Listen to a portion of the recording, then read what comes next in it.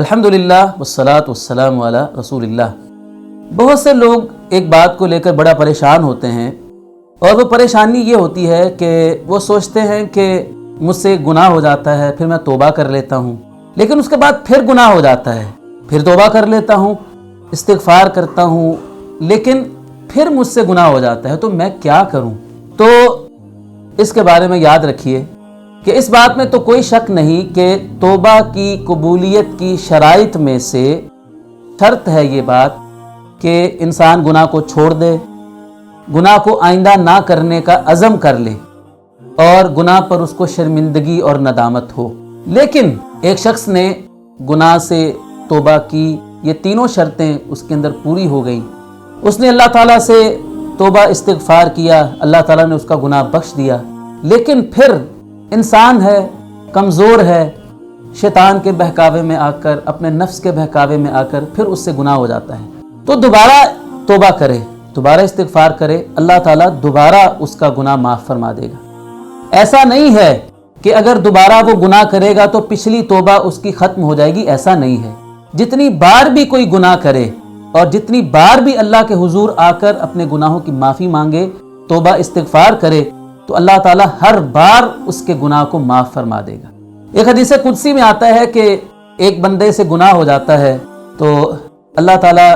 اس کے پاس آ کر وہ استغفار کرتا ہے، توبہ کرتا ہے، تو اللہ تعالیٰ اپنے فرشتوں سے کہتا ہے کہ دیکھو میرے فرشتوں، اس بندے سے گناہ ہو گیا تھا، میری نافرمانی ہو گئی تھی، تو اس کو پتہ ہے کہ میرا ایک رب ہے کہ جو گناہ کو معاف بھی کرتا ہے، اور اگر گناہ معاف نہ ہو تو اس کو پکڑ بھی سکتا ہے، گناہ پر پکڑ بھی کرتا ہے اور سزا بھی دینے پر قادر ہے۔ اس لیے اس نے دیکھو میرے سے آ کر گناہوں کی معافی مانگ لی ہے، فرشتوں تم گواہ ہو جاؤ، میں نے اس کو معاف کر دیا ہے۔ پھر اس سے گناہ ہو جاتا ہے، پھر وہ اللہ کے حضور آ کر توبہ استغفار کرتا ہے، اللہ تعالیٰ پھر فرشتوں سے کہتا ہے کہ دیکھو اس میرے بندے سے گناہ ہو گیا، اور اس نے دل میں سوچا کہ میرا رب ہے جو گناہ کرنے پر پکڑتا بھی ہے اور معافی مانگنے پر معاف بھی کر دیتا ہے، تو دیکھو اس نے مجھ سے آ کے معافی مانگ لی ہے، فرشتوں تم گواہ ہو جاؤ، میں نے اس کو معاف کر دیا ہے۔ تیسری دفعہ پھر اس سے گناہ ہوتا ہے، پھر اللہ کے حضور آ کر معافی مانگتا ہے، اللہ تعالیٰ پھر فرشتوں سے یہی بات کہتا ہے، اور پھر اس کو اللہ تعالیٰ معاف فرما دیتا ہے، اور اللہ تعالیٰ فرماتا ہے کہ اب یہ جتنی بار چاہے گناہ کرے، جتنی بار چاہے مجھ سے آ کے معافی مانگے، میں ہر دفعہ اس کو بخشنے پر قادر ہوں۔ تو اس لیے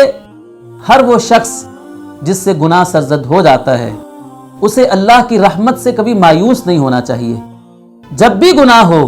کوشش وہ اپنی طرف سے پوری کرے گناہ سے بچنے کی، گناہ سے دور رہنے کی، اور ہر اس ذریعے کو، ہر اس راستے سے دور رہنے کی وہ کوشش کرے کہ جس سے وہ گناہ اس سے سرزد ہو سکتا ہے۔ لیکن پھر بھی انسان سے اگر گناہ ہو جاتا ہے تو 1000 بار بھی اگر گناہ ہوتا ہے، 1000 بار بھی اگر وہ اللہ تعالیٰ سے معافی مانگتا ہے، تو اللہ تعالیٰ ہر دفعہ اس کو بخش دے گا۔ بس بندے کو اللہ کا در چھوڑنا نہیں چاہیے، ہمیشہ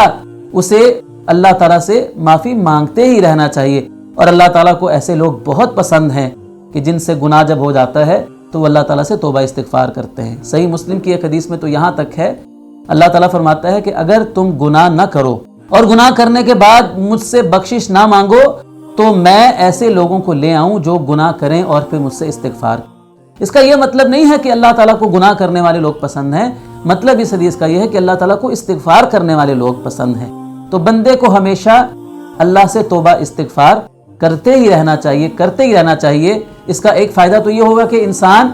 اللہ تعالیٰ سے اپنے گناہ بخشوا لے گا، اور دوسرا فائدہ یہ ہوگا کہ بندے کو یہ احساس ہوگا کہ گناہ اللہ تعالیٰ کو ناراض کرنے کا ذریعہ ہے، اور انسان اس طرح آہستہ آہستہ گناہوں سے بچ بھی جائے گا، اللہ تعالیٰ اس کو گناہوں سے بچنے کی توفیق بھی عطا فرما دے گا۔